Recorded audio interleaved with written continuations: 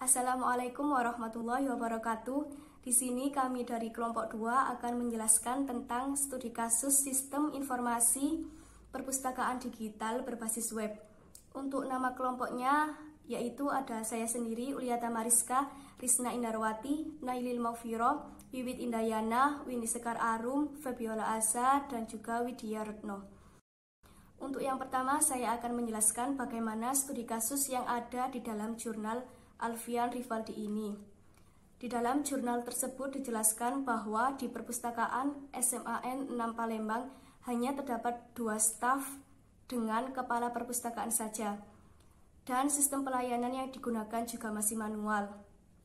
Sehingga dengan kondisi seperti ini, perpustakaan menghadapi banyak hambatan dalam melakukan kegiatan perpustakaan tersebut. Apa saja sih hambatan yang dihadapi ketika sebuah perpustakaan masih menggunakan sistem pelayanan yang manual? Nah, hambatan yang dihadapi ketika sebuah perpustakaan masih menggunakan sistem pelayanan yang manual yaitu kesulitan untuk pendaftaran anggota baru, pencatatan pengunjung, pengadaan buku baru, pengecekan kondisi buku, peminjaman, pengembalian, dan juga pendataan denda. Maka dari itu, teknologi sangat dibutuhkan untuk mengatasi masalah-masalah seperti ini, sehingga perpustakaan tidak lagi menggunakan sistem pelayanan yang manual. Flowchart pendaftaran anggota yang berjalan. Flowchart ini dimulai dari pembuatan form anggota yang dibuat oleh staf dan diisi oleh seluruh siswa dan siswi. Kemudian, staf akan mengecek apakah data sudah terisi dengan sepenuhnya atau belum. Jika sudah, staf akan mencetak data siswa dan siswi tersebut ke dalam kartu anggota. Dan kemudian, staf akan melaporkan laporan anggota baru kepada kepala pengurus perpustakaan atau kepada kepala sekolah. Adapun diagram flowchart dari sistem pengunjung perpustakaan terdapat di gambar. Penjelasan dari flowchart tersebut yaitu proses pengunjung perpustakaan dimulai dari bagian staf atau pegawai membuat daftar pengunjung. Kemudian, siswa mengisi buku pengunjung. Siswa dapat mencari dan melihat buku serta membaca buku yang mereka inginkan. Daftar pengunjung yang telah dikumpulkan tiap bulan atau tahunan dijadikan arsip oleh staf pegawai. Kemudian diberikan sebagai laporan kepada kepala perpustakaan.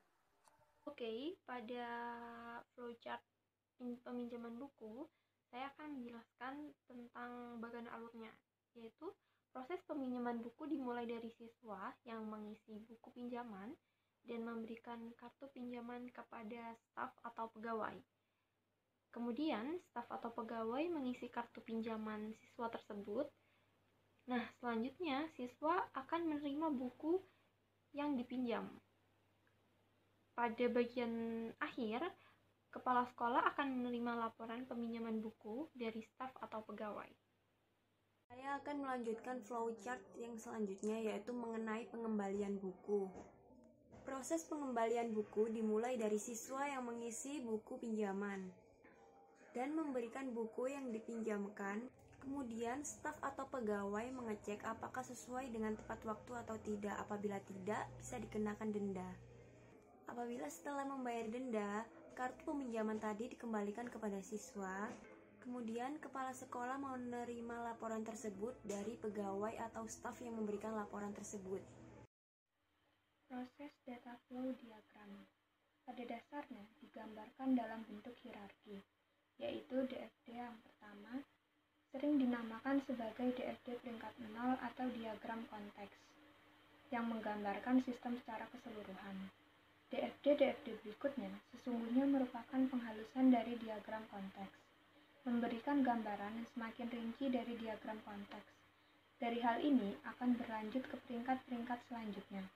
Persegi bersudut bulat digunakan untuk menyatakan proses. Proses di sini ialah kerja yang dilakukan pada respon terhadap aliran data masuk atau kondisi. Sinonimnya yaitu transformasi. Notasi pemodelan proses yang berbeda menggunakan lingkaran atau persegi 4. Nah, gambar di sini menjelaskan penyusunan hierarki data flow diagram yang terdapat diagram konteks level 0 DFD, level 1, level 2, dan seterusnya hingga proses data flow diagram tidak dapat dipecahkan kembali. Selanjutnya yaitu gambar di sebelah saya ini ialah contoh data flow diagram level 1 yang menjelaskan bahwa terdapat 5 proses.